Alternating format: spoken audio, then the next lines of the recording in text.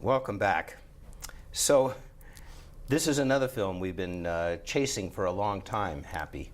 And I want to say something about this before we get into the discussion of this, because I have found that these kinds of films, everyone responds to in their own way. There are things that you pick up and notice in these films, things that meant something to you, which we'll talk about, that I would not necessarily have noticed. So I'm going to tread carefully when we talk about these kinds of movies, because obviously there's something in here that really related to you that may not relate to either Farouk or I. So if you do, please, again, come to Facebook and talk about that. There were so many things that I related to this, but one of the things that I related to was that happiness is a skill. Yes. And I thought that was wonderful. I thought that was a wonderful way to do that, which means you got to practice it. You know, it's not something that you can just, do every once in a while. You can, but if you're really going to be happy, it is a skill like any other skill that you have to practice. So that was one of the first things that came for me. What about for you? For me, happiness, we talk about in our Western world a lot, right? You go to Happy Meal, be happy, those kind of things. But the thing is, idea is, what I got from this movie is that can be achieved collectively, just by yourself, as we talked about in our shorts as well, that being alone and you try to be happy, it's never going to happen. You will always have that void inside you. So collectively, if you notice, like in Bhutan, when the governor or senator of that country or prime minister, he said that along with GDP, gross national happiness is also very important. So what they are doing to make their own citizens happy is very critical for them as well. And the peace and the joy that that country is experiencing, that is something I feel that our Western world should go and learn. What is that gross national happiness? How are they achieving it along with their economy? And that we need to incorporate that in our world too. So that was one of the things. And then the African tribe, that elders were playing with the kids. And other thing was when somebody is sick, they involve kids as well to pray for that sick. And that was very critical as well, to teach those values to the kids. And it's very, very critical as an elders that we set that example for the. So there's a lot of things that we can cover. That was just beautiful. And one thing that I noticed at the end, that Tom Shadyac was the producer of that. Yes. If you haven't seen I Am, yeah. That was one of the first, one of the messages that touched my heart, your message for 2012. So thank you for that message.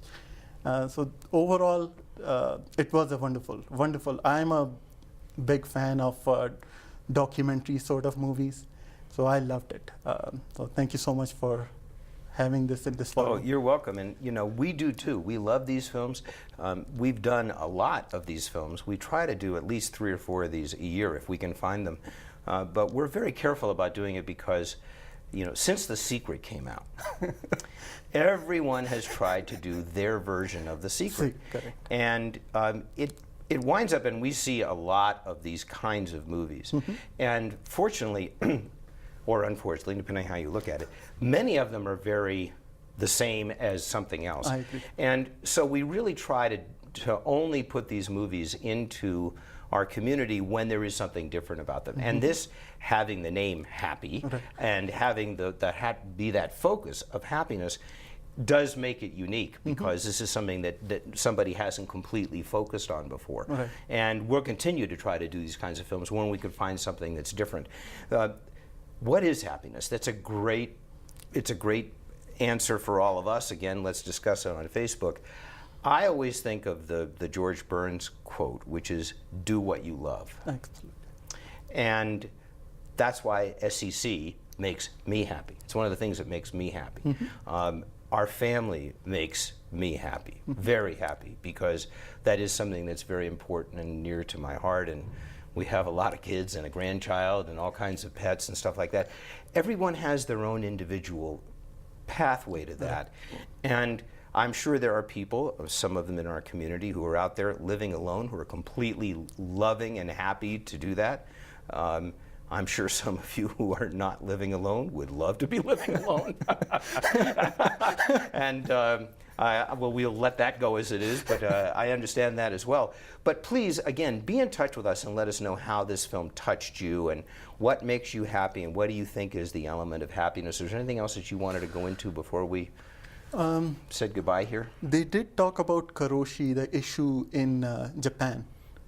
The stress, how this work stress. Yes, yes. That was very painful to Very. see how much people indulge in themselves in work life, that they leave behind their family. And the guy, I personally have seen people who passed out right in front of me at my workplace.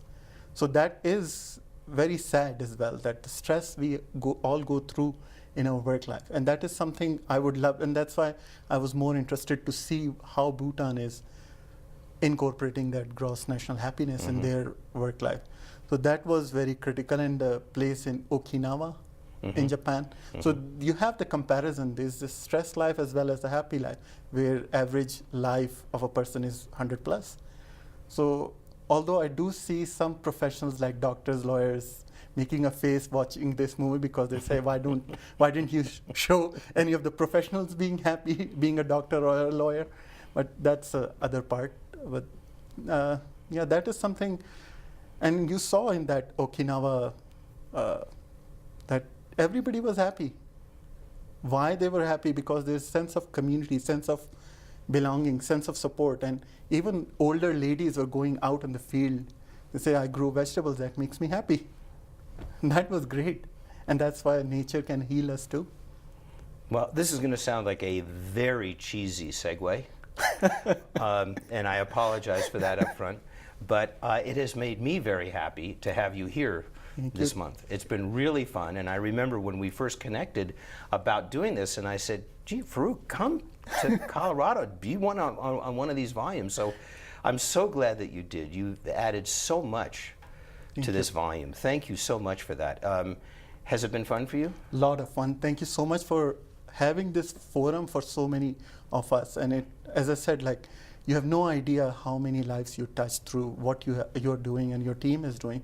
So I'm just thankful. And every time I get a movie, I'm just itching to share it, to pass it on to any of my friends whom I know they love watching it. They do it by having friends over, like a dinner and get together. And that's how they watch it.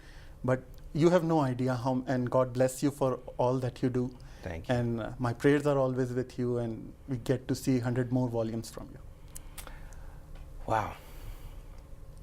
Okay, thank you for that. I'm very touched by that, and I'm very grateful for it. Thank you very much. Thank you.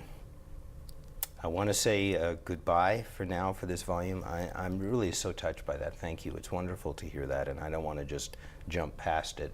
I really do want to thank you deeply, deeply from the depth of my heart for that. And it means a lot to all of us to know that, and to know that we are getting out into the world and trying to make people's lives a little bit happier when they see the volumes, and to make people feel a little bit better about being human. This is going to be a very important couple of months in the Spiritual Cinema Circle and in the world as we come to the end of 2012, this tumultuous period of time when there has been so much myth-making and fear-making about what might happen at the end of this year. I've said this before at the beginning of the year. I'm going to say it now. We're all going to be together in January of 2013. Yeah, there probably is going to be a big change come December 21st. We may not necessarily consciously feel it on that day, although we may, but it's all going to be for the better. It's all going to be for beauty. It's all going to be for love. There is no reason to fear. We're all together. Next month in the Circle, we have a terrific feature called Musical Chairs, directed by Susan Seidelman, who many of you may remember many years ago did a film called Desperately Seeking Susan. She's a wonderful filmmaker. We have a filmmaker as a guest next month with a wonderful short that she's bringing with her that we'll be talking about. And we have a short starring the inestimable Judi Dench.